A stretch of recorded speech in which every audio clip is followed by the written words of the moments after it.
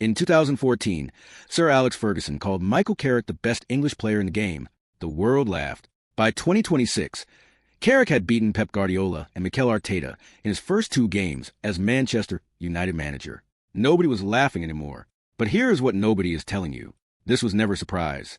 Ferguson saw it coming over a decade ago, and the clues were hidden in plain sight the entire time. This is the untold story of the quietest man in football and how he became the answer to the biggest question in the sport. Let's go back to the beginning, because to understand what Carrick is doing right now at Manchester United, you first have to understand what Manchester United became without him. Ferguson retired in 2013, and what followed was not just a decline. It was a collapse of identity, a decade of chaos, dressed up in different accents and different philosophies, none of which ever truly fit. David Moyes came in, and United played cautious, fearful football that had no business wearing the red of Manchester. Louis van Gaal arrived with his obsession for control without soul, passing the ball sideways in front of 60,000 confused supporters who had paid to watch one of the greatest clubs in football history. Then came Jose Mourinho and his siege mentality, a manager who treated Old Trafford like a fortress to defend rather than a stage to conquer. Ole Gunnar Solskjaer brought the emotion, but not the structure. Ralph Rangnick brought the structure, but not the connection. Erik ten had brought both briefly before everything unraveled. And then came Ruben Amorim, whose chaotic experiment left United looking like a team that had never played football before. Players stranded in wrong positions, midfield exposed. Bruno Fernandes drifting between 3 different roles in the same match without a single reference point to anchor him. Hopeless in the system, absolutely hopeless. Then Michael Carrick walked back through the door, and something extraordinary happened. The results came first. They always do. That is what gets the headlines. But the results were not the story. What happened against Manchester City in Carrick's first game in charge was not luck, was not chaos, was not the new manager bounce that journalists reach for when they cannot explain something properly. You want to know what you were actually watching? You were watching the Ferguson code being rebooted. Here is what you need to understand about Ferguson that most people get completely wrong. Everyone talks about Ferguson's passion, his hairdryer treatment, his incredible winning record. But passion was never the foundation of what he built. Control was specifically the kind of quiet, deep structural control that you only notice when it is gone. Now, here's the part that will change how you see this entire story. When Michael Carrick was approaching the end of his playing career at Manchester United, and the club was considering his transition into coaching, they gave him a detailed psychological assessment, a questionnaire designed to reveal his true character and his natural working style. The results were extraordinary. The assessment concluded that Michael Carrick is a helpful, patient, stable person who works steadily and consistently, communicating and teaching in a patient, detailed, non-threatening way. It said he prefers having and following a well-thought-out process to ensure success, and that if he is responsible for establishing that process, he will do so in a thoughtful, methodical manner, paying close attention to detail and time-honored successes. Patient, stable, process-driven, methodical, non-threatening. That is not just a description of a good coach. That is a description of Ferguson himself. The same qualities that made Ferguson's dressing room function for 26 years were sitting dormant inside one of his own midfielders the entire time. Ferguson knew. Of course he knew.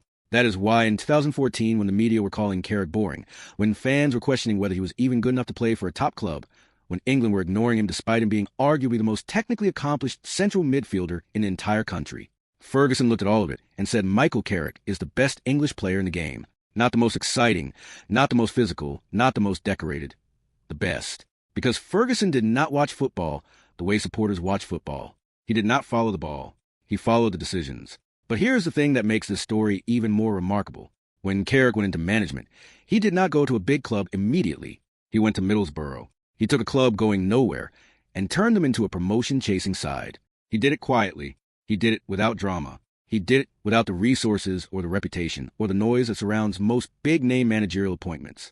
And when Manchester United called him back in January, not as a permanent manager, not with a long-term contract and a massive budget, but as interim head coach until the end of the season, he walked back in with the same calm, the same clarity, and the same unshakable sense of purpose that he had carried throughout his entire career. He did not try to reinvent Manchester United.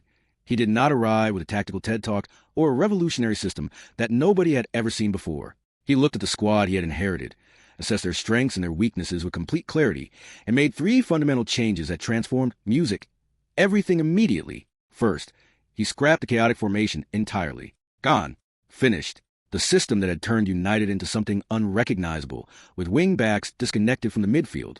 The midfield outnumbered in transitions, and attacking players drifting without reference points was replaced with a 3.1 that functions like a 4.4.2 without the ball. Simple, logical, perfectly matched to the personnel available. Second, he restored the midfield spine. Before Carrick, Case Moreau was being asked to do the impossible, covering enormous amounts of ground both sideways and vertically, essentially doing the job of two players on his own, while aging rapidly and running on empty. Carrick placed Kobe Manu alongside him and divided the responsibilities cleanly. Case Moreau protects space and controls tempo. Manu provides mobility and progression. Suddenly, United had balance in the middle of the pitch again, something they had been missing for years. Third, and most crucially of all, he fixed Bruno Fernandes. Under the previous regime, Bruno had been asked to operate as a 6, an 8, and a 10, all in the same game, essentially solving chaos for a team with no structure. Under Carrick, Bruno is a pure number 10. Again, he sits between the lines, receives the ball facing forward, activates the runners around him, connects the midfield to the attack with the kind of precision and timing that makes him one of the best playmakers in the world when he is used correctly. The system now feeds his strengths instead of asking him to compensate for everyone else's weaknesses.